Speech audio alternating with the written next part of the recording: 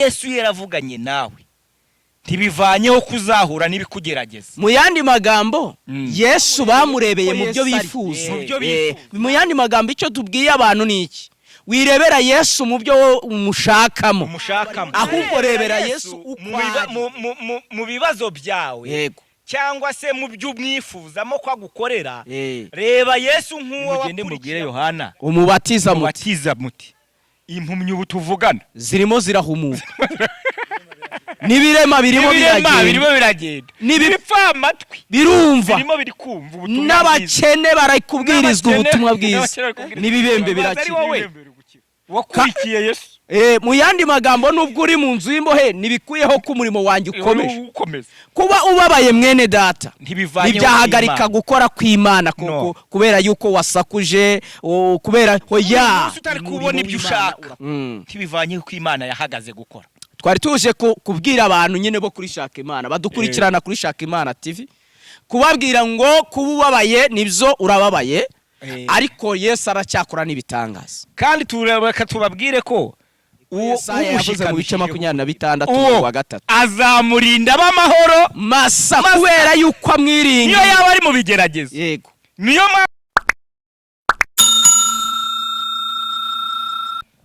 reka twongere tubaye ikaze inshuti mudukurikiye aho mujye muherereye hose. Aha ni kuri Shaka Imana TV. Rero navuga ni wowe uri hano mu Rwanda ndetse nsuhuze n'abandi bagiye bari mu bihugu bitandukanye byaha hafi y'u Rwanda.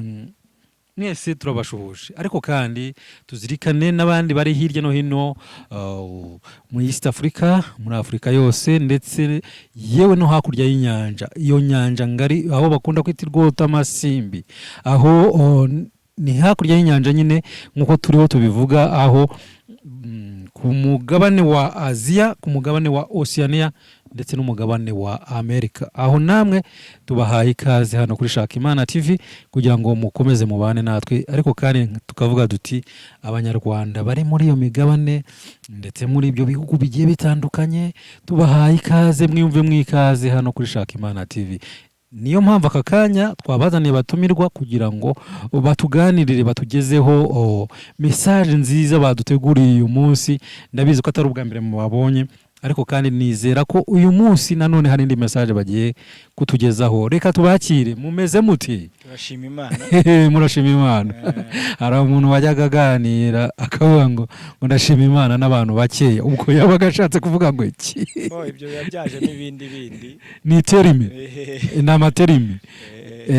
Aka kanya rero nagira ngo mbahe ikaze. Okay, ngewe mbahaye ikaze hano kuri Shaka Imana TV kugira ngo mwisagagure nimugire ikibazo, mutuganirire rwose kandi muganirize n'abakunzi bacu. Ni karibu cyane. Murakoze cyane kandi turagushimiye kutwakira no kuduha ikaze kuri Shaka Imana TV. Ntabwo ni njyenyine, ndabibona ndi kumwe n'umugabo nkunda kubivuga, ni inshuti yanjye, ni rafiki yangu. Umugabo ni inshuti yanjye, niko babivuga mu Kiswahili. Niko bimeze. Turakundana.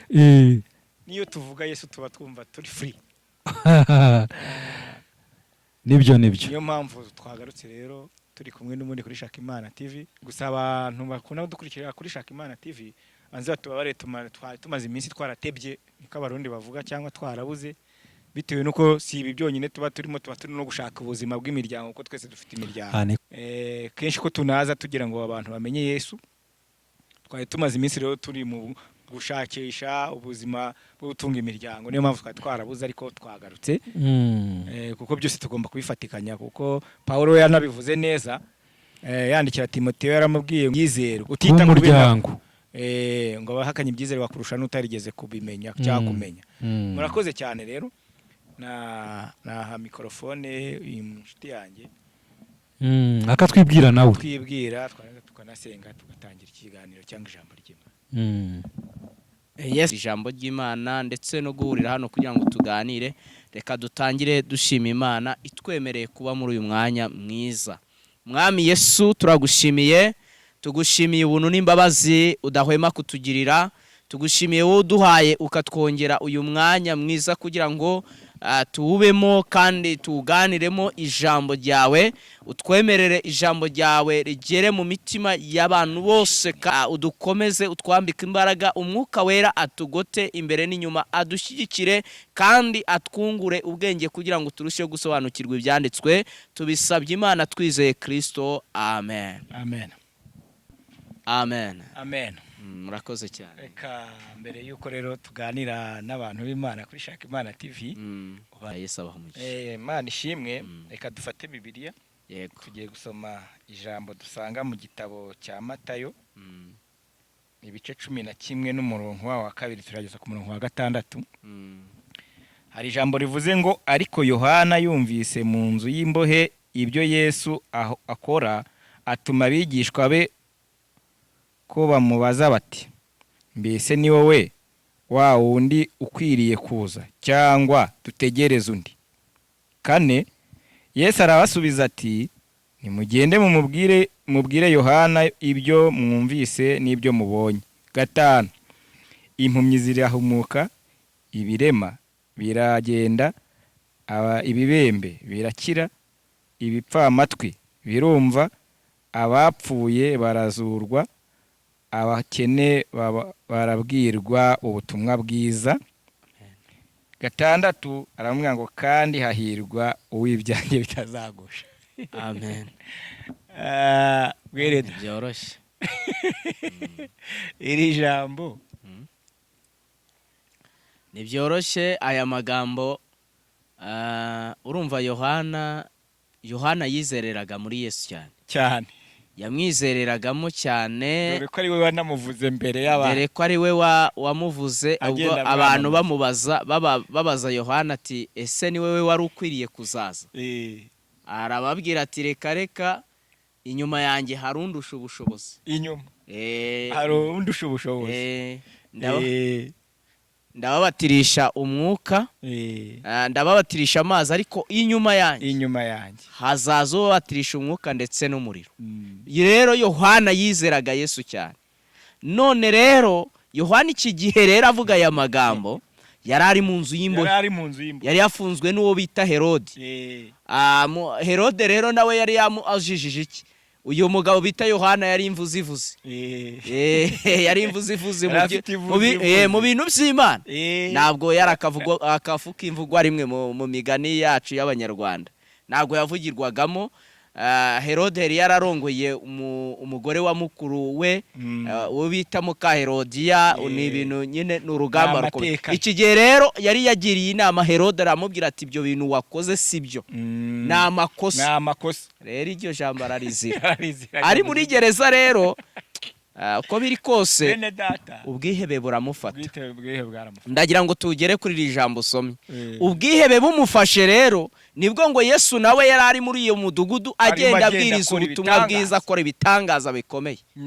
Noneho aribaza ati, ko uyu muntu turi inshuti, ko nanamubatije nanamuvuzeho, ese koko aho sinaba narayobye nkavangirwa, hakaba hari uwundi wenda dutegereje atari we? Tubwira abantu bazi ko kuba muri Yesu, yego, batandukanye n'ibibagerageza, batandukanye n'imibabaro, yego, ako siko kuri. Oya, ntabwo ariko kuri, kuko uyu Yohana yarabaje ngo, ariko ubundi uwo muntu ni wo wa undi nabwirije, yego, cyangwa dutegereze undi?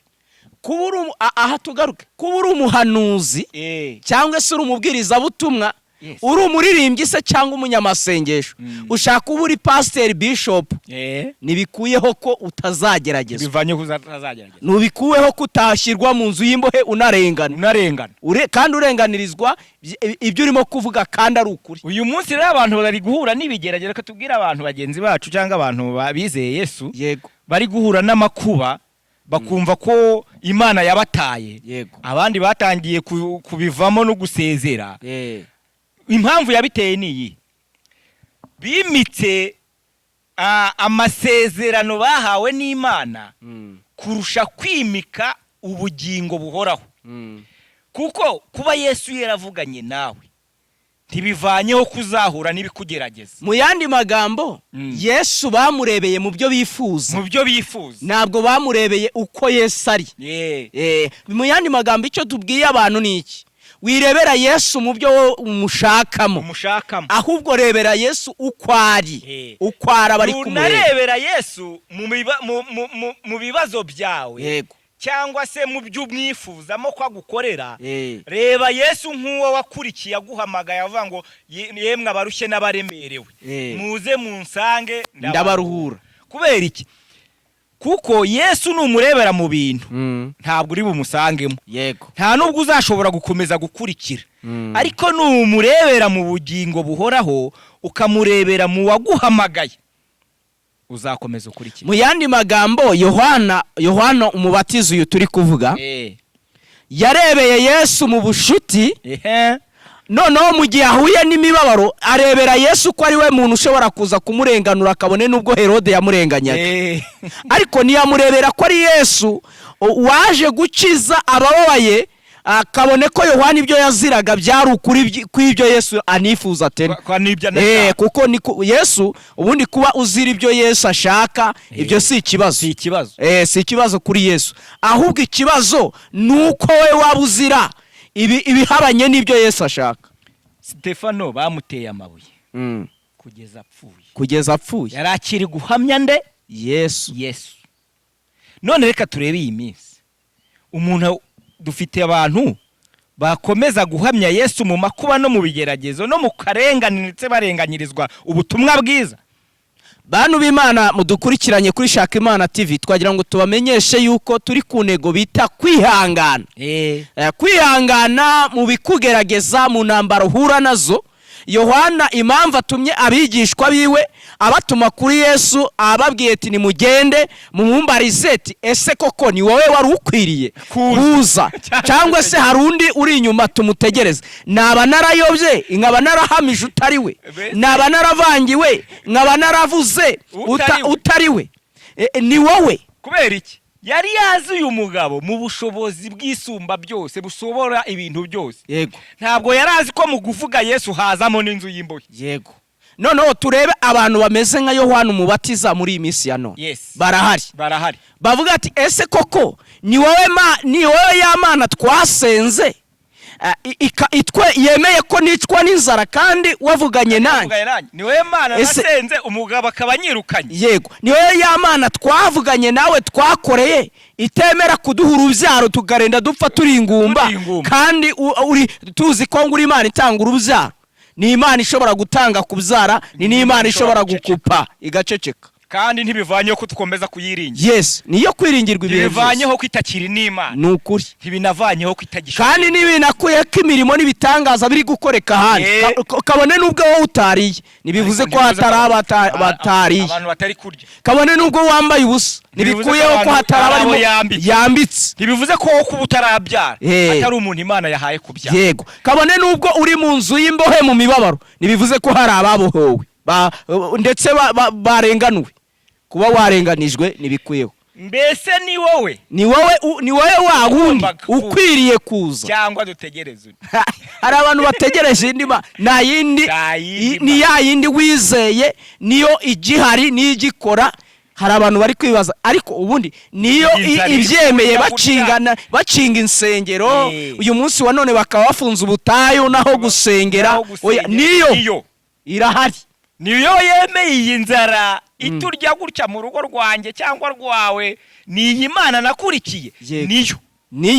Niyo kandi ni kwizahora. Niyo yemeye dutinda kubona urubyaro. Niyo ibyemeye. Niyo yemeye bansebya banambeshyera Mana nureba akarengane ndi gukorerwa. Niyo ibyemera. Niyo yemeye ko bansohora mu nzu nabuze ubukode. Niyo. Yohana umubatiza afunzwe na Herode, amushyize mu nzu y'imbohe. Yumvishije Yesu ari gukora ibitangaza bikomeye, arimo kugenda akora n'ibimenyetso, atuma bigishwa. Nushaka ujye gusenga utumaho Yesu, utumaho Imana, uvuga ati ese Mana ni wowe wavuganye nanjye? Ya Mana wenda mu buryo wagiye wandika amasezerano katondekanye. Oya, umva niyo yavuganye nawe muri ya masezerano watondekanyije, ukaba ureba itaranaza, ni nayo.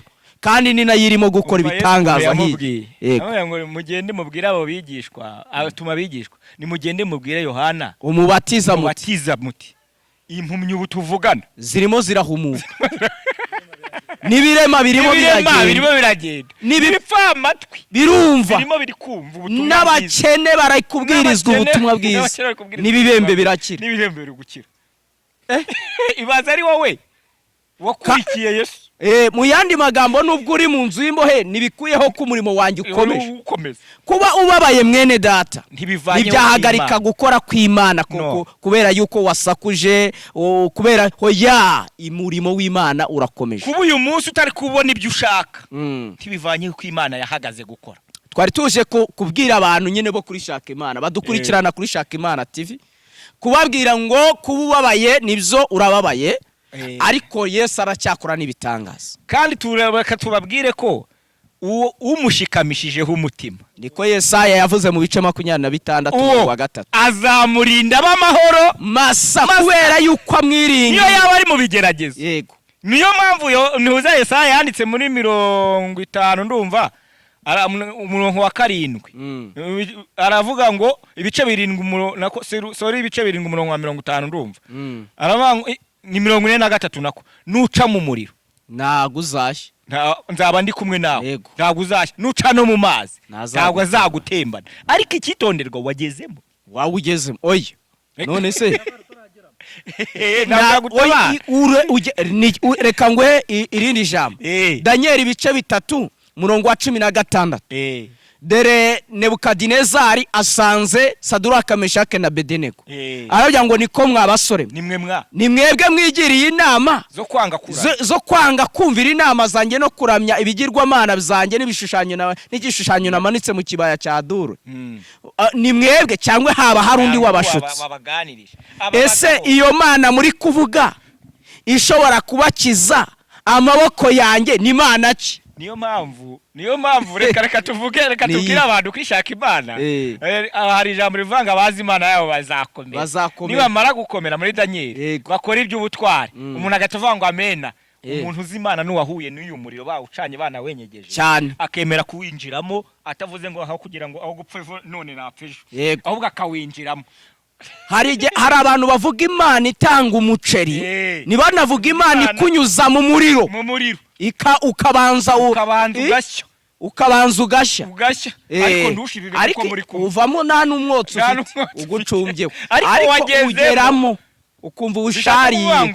Ntabwo kuba muri Yesu no kuba mu Mana ari uguhunga amakuba n'ibigeragezo. Nibikuyeho intambara, nibivanyeho intambara, nibikuyeho ko utakena, ahubwo nibivanyeho ko utanakena, nibivanyeho ko wanashaka perime ntuyibone, nibivanyeho ko wanakiga amashuri ntubona akaza. Oya nibinakuyeho ko utanacuruza kandi wajyanye igishoro kinafata kikakiruta icy'abandi ugataha wikoreye amaboko. Kandi ni kubuhombye ntibivuze ngo uheshe itanu rwaho nguve muri Yesu. Oya nibinakuyeho ko Imana cyitwa Imana ikora. Ibinava kuko aho ngaho waburiye haraba wapfushije, hari abo yahaye kubyara barabuze urubyaro benshi. Niyo mpamvu Yesu atangarije Yohana rero aramubwiye ati mugende mumubwire ibyo mubonye cyane, ni mugende mumubwire.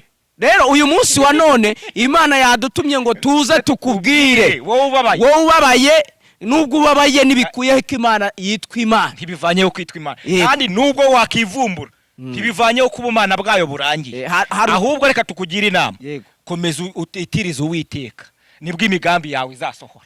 Hari abantu bajya bati reka njye kubwiza Imana ukuri. Yohana hano ni yaraje kubwira Yesu ukuri, ni wowe. Hari abavuga ngo reka tujye mu butayu ngo tuyibwire, n'abandi bavuga ngo bajya kubwiza Imana ukuri. Umva tukwerurire, we ni wabwiza Imana ukuri kurusha Yohana waruzi Yesu, wanamubatije ndetse rimwe na rimwe banamenyanye kera bose ari n'impinja mu nda z'abanyina bari baziranye. Amakuru bo bafitanye konegisiyo kuva na mbere, ariko ntibyavanyeho ko yagerageje. Uzi ko bana bana ari ababyara n'abana b'ababyara. Yego, urumva mu yandi magambo ni n'abavandimwe, ariko n'ubundi abana b'ababyara n'abavandimwe.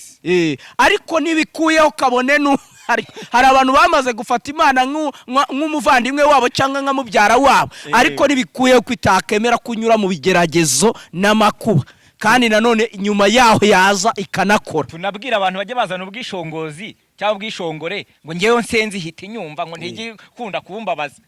No, hoya hari abantu bafashe Imana nk'aho ari iyabo gusa, ni iyabo, bayiha uwo bashaka, uwo badashaka ntibayimuha. Uzi ko hari abantu bateye uko, yumva yuko yakugenera Imana uko abishaka akaguhaho atereka ngupfungurireho. Hari umva iyo Mana yawe ufungurira uyu munsi wa none yanazi gakinga. Reka tubwire abagore n'abagabo bagenzi bacu bajya babona muyaga uje mu rungu, yego, w'ubukene, w'inzara, w'ibintu ntaka bitandukanye, yego, bagahita bavuga ngo nge ndumva Imana ngo nanayivaho, abandi bakatangira kubwirana nabi mu ngo. Reka tubabwire ko ikishatse mu isi no mu ijuru iragikora, yego, kandi kuba haje ibibazo mu rugo cyangwa mu ngo tugira cyangwa bagenzi bacu bari kudukurikirana kuri Shaka Imana TV, yego, ntabwo bivuze ko Yesu yahagaze gukora. Yesu aracyakora, kandi ntibinavuze ko atazabagarukaho. Kandi reka tubabwire ngo mwituze no mu byiringiro harimo igisubizo, ariko mu gusaragurika univumbura harimo kwiheba, n'ubwihebe, harimo kuva mu Mana, harimo n'ibyagukurura bikuvana muri yo, harimo no gucika intege, ariko mwituze no mu byiringiro harimo igisubizo kiva. Uyu muririmbyi yarakoze, Imana imuha umugisha. Mwituze no mu byiringiro harimo igisubizo. Nta handi hantu, ariko Imana uzi ko ibonekera mwituze, iteka Imana ibonekera mwituze. Noneho soma ku murongo wa 12. Yesu uyu nguyu turimo tuvuga, tugaruke gato, uyu Yesu utumye kuri Yohana amubwiye ibyuko impumyi n'ibipfamatwi n'ibirema ndetse n'ababembe n'abakene babwiriza ubutumwa bwiza, ibitangaza biri gukorekeka. Ni nawe wamuhamije, aravuga ati uyu nguyu Yohana mu babyawe n'abagore nta muntu wige ushobora kuzamera nka Yohana. Yohana ni umuntu wahamijwe na Yesu, nubwo Yesu yamutumye uko nguko. Yesu yarazi Yohana n'imbaraga ze, ariko kandi nanone kubura umunyembaraga ntibyatuma utanatenebuka, nabyo birashoboka cyane. Reka duhere kuri 11 kugira ngo 11 reka babyumve. Urumva twari turi kuri Yohana, Matayo, igitabo cya Matayo igice cyawo 11 twari kwasomye kuva ku murongo wa 2 kugeza ku wa 5. Tugiye noneho kuhera kuri uwo murongo igice cya 11 n'umurongo wa 11 kugeza kwa 12. Yego, haravuze ngo ndababwira ukuri yuko mu babyawe n'abagore hatigeze kubaho umuntu umeze nka Yohana umubatiza, ariko umuto mu bwami bwo mu ijuru aramuruta. Umuto mu bwami bwo mu ijuru. Yesu yarahamije ati ndababwira ukuri yuko mu babyawe n'umugore nta muntu uruta Yohana umubatiza, ntawe umuruta mu kwizera, mu kwihangana, mu kubwiriza, mu guhura n'ibigeragezo. Ariko reka nkubwire Yohana wari we. Yohana avuka mu rugo rw'abatambyi kwa Zekariya. Ariko Yohana ni umwe mu bantu bigumuye ku ngoma y'ubutambyi, ajya kwigira akavuza nduru. Niko bimeze.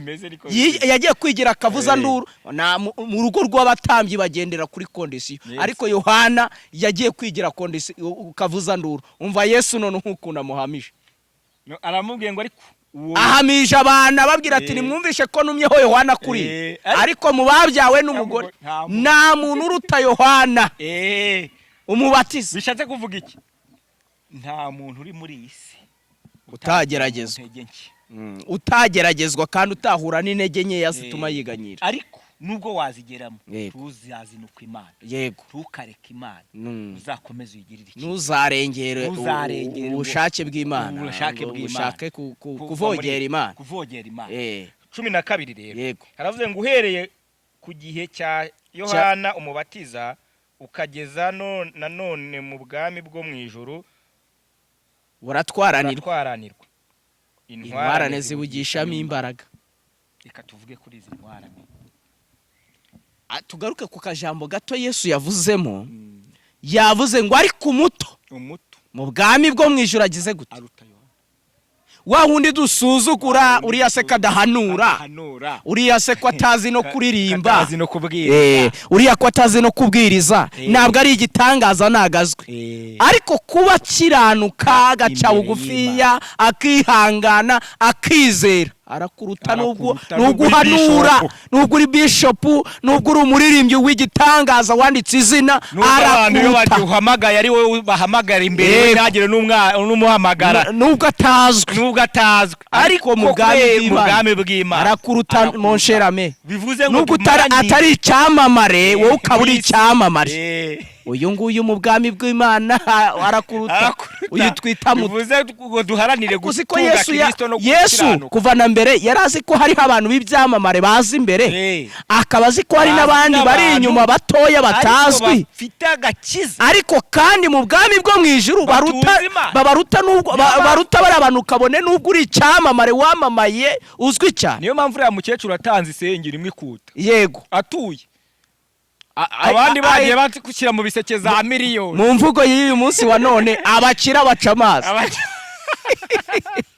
kubera isengeri kandi harimo mu byiba batewuyemo miliyoni y'Icyacumi yego batayemo miliyoni 5 yego 2 3 aragira bati hari umuntu utuye nkora ku muti akomanze ku rugi rw'ijuru none bitumye ndebe mwebwe mwatuye iby'isago ariko we yafashe icyo yarasigara yaratezeho amakiriro Bibiliya avuga ngo nicyo yaratezeho amakiriro aragitanze hano icyo yaratezeho amakiriro wibutse Yesu wibutse umusore umwe wasanze Yesu amubwira ngo nakora iki kugira ngo ndagwe ubwami bwo mu ijuru aramubwira ngo genda wubahe so na nyoko n'ibindi amubwira amategeko y'ibyo kubara aravuga ati ibyo byose narabyubahirije Yesu aramubwira ati nibyo koko warabikoze ariko usigaje kimwe genda ugurishe byose ufite ubifashisha abakene Yesu nawe iki kizamini ariko se ureka tugaruke kuri uyu mugabo ubundi bwari yawuhirije ibihe niba nta mukene yagaburiye kandi ijambo ry'Imana dusaba kugira urukundo niyo mpamvu Yesu yamuhaye ubundi niyo Yesu yabonye ko ari iryarya n'icyanyuma aravuga ati genda ugurisha ibyo utunze byose uyiha abakene ngo Yesu amubwiye iryo jambo ngo yagiye araka yababaye Yesu aravuga ati umva biragoye ko abatunze umutunzi yazijira mu bwami bwo mu ijuru ikiruta nuko ingamiya bayicengeza mu izuru ry'urushinge reka tubwire aba bantu bataza no kubyumva uko bitari ntabwo Yesu yavugaga umutunzi w'ibingibi yaratanze kugira ngo cyane ahubwo biragoye ko umuntu nyine wiyumvisha ko yamaze kumenya ijambo ry'Imana muri kuko niho urumva ko yaramaze kugaragaza ko abizi yego kumubwira kugira ngo kizwe kandi azi ko azi ngewe nzi Bibiliya ndi umuhanuzi narahishuriwe ndarenze kugira ngo umubwirize yakire Yesu biragoye ko gurisha uko kwishyira hejuru kwawe n'ubwamamare uce bugufiya wubaha Imana noneho ujye waragwa byose by'ijuru kandi uwo muntu uzi ko azi byashoboka jewe ncire bugufiya abaza kunyita papa hadutse imvugo ibite yo kwita abantu nsigaye numva bita abandi ngo ba papa inshuti yanjye papa ko ari umwera kari Kristo twubaha yego noneho tugeze ku ijambo rikomeye rivuze ngo uhereye kera sago ibi bintu turi kuvuga ntabwo ari ibya none oya no aravuze Yesu aravuze ngo uhereye kera uhereye kera kose ku bwa Yohana umubatiza ukageza ubwami bw'Imana buratwaranirwa kandi intwarane zibugishamo imbaraga uri kurwana ute mwene data muri iki gihe cya none ko twumvishije ko uhereye kera kugeza uyu munsi tutambukirijeho ubutumwa ubwami bw'Imana butwaranirwa uri gutwarana ute nicyo tugiye kurebaho muri iri jambo uri gutwarana ute eri ndakumva uri gutwarana ute nshuti yanjye muri ubu buzima bugoye usigaye bukakaye ubukene uri bwinshi aho uri gutwarana ku buryo umuntu ari kukubwira ngo ngwino nguhakaza ari kuramba inshimisha mubiri y'igitsina ukamubwira ngo sinabigurana Kristo ariko ire jambo nanjye riransinze haleluya amen ngiye kongera gutwarana. ni nanjye ngiye kongera gutwara Kuko iri jambo rivuga ngo uhereye kera kose intwari ubwami bw'iyo mu ijuru buratwaranirwa, kandi intwarane ni intwarane, ntabwo ari intwari. ntabwo ari inshuti yanjye, intwari. hari abantu bagira ngo abarenze kuba intwari, ni abarenze kuba intwari bagera ku gutwaranirwa, bagatwaranirwa. Ibi bintu by'Imana wibitwara mu gipfunsi wumve ko ari ubifite, ahubwo biratwaranirwa. Ibintu ufashe mu gipfunsi, none umuntu aje akagukubita ikiganza ntarekura, urarekura. none twibaze bene data bakundwa b'umusaraba, turi kujya mu rugendo rujya mu ijuru, uri gutwarana ute? ndi gutwarana nte? aho nturi kuba uri umukirisitu bakugeragereza ku kazi bavuga ngo tugiye kukwirukana kubera ko twari tuzi ko uzadunshimisha mubiri y'igitsina, none uratwimye, ugahita uryama, ugahemukira umuryango wa cyangwa nimuri n'umukobwa, ugahemukira ubusugi bwawe kugira ngo ubeho, kandi uri umukirisitu. Ese ubu aho nturi gutwarana nitugeraho ngaho turavuga ku ijambo riri mu Migani rivuze ngo ukiranuka gushyira ubwoko hejuru, aho ariko ibyaha bikoze isoni amoko yose. Bantu b'Imana, ni mukiranuke, gukiranuka kwawe kuzagushyira hejuru, ndetse n'abawe n'abagukomoka. Ariko icyaha kikoze isoni umuryango wawe, kiwusuzuguza, kiwukubita hasi, mbese kiwambura agaciro. Reka tujye tureba uyu munsi iyo bafatiye umuntu muri rogi ariko afite umuryango, bagutunge zino kamera nk'uko turi kuvugira kuri Shakimana TV, urebe ukuntu useba, aho umuryango uvukamo ugaseba, umuryango wawe washatsemo ugaseba, itorero usengeramo rigaseba, mbese nawe ubwawe ukabona uramwara byo kumwara, mbese umva mbese ubukubise hasi byose. Rero twe gushukwashukwa n'ibintu by'igihe gito, ahubwo dukurikire, dutumbire umusaraba, turebe ibintu amaso atareba. Yesu ijambo yari arimo ashatse kubwira Yohana, aravuga ati kabone nubwo Yohana mvuze yuko mu babyawe n'umugore nawe umuruta, nshatse kuvuga ngo none ari mu bibazo bitumye asakuza yibaza kuri jyewe, ariko nagira ngo nibutse ku bwami bw'Imana butwaranirwa. Yesu yarashatse kubwira bari aho, niba hari undi ushobora kuzamera nka Yohana umubatiza akamera uko nguko, mbibutse yuko uhereye kera kose ukageza ubu ubwami bw'Imana bugize gute? Butwaranirwa, kandi intwarane zikabugisha n'imbaraga. Ari wowe wakurikiye Yesu gutya, agutumaho ngo nimugende mubwire Patrick ati impumyi ziri guhumuka, nayitangwa birema biri kwawe, wari umwizeyeho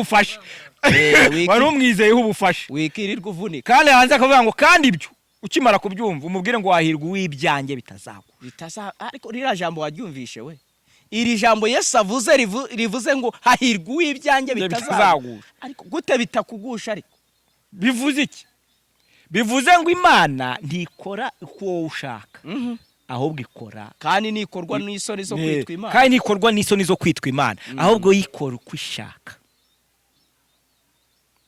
Rero twisubireho bantu b'Imana, twese tunabwira abantu ngo Imana ntireba nonaha ibyo mibereho yo mwisi, ireba icyo bita ubugingo bwawe. Uko waba ukomeye kose, biravuze ngo uko waba ukomeye kose, kuko Yohana Bibiliya Yesu aramutangaje aravuga ngo mu babyawe n'umugore nta wigeze aruta Yohana.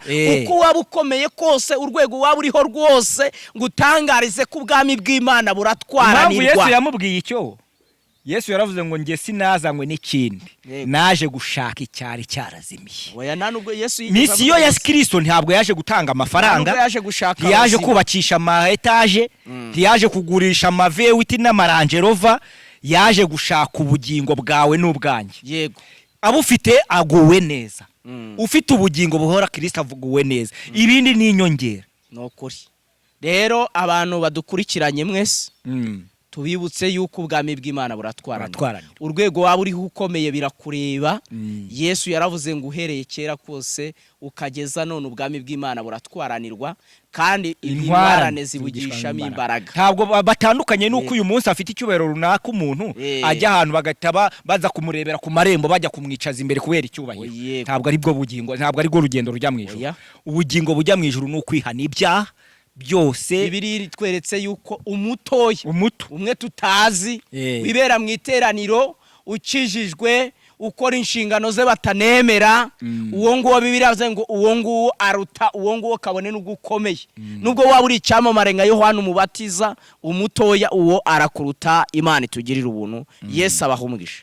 bo reka tunasoze Yego tubwire abantu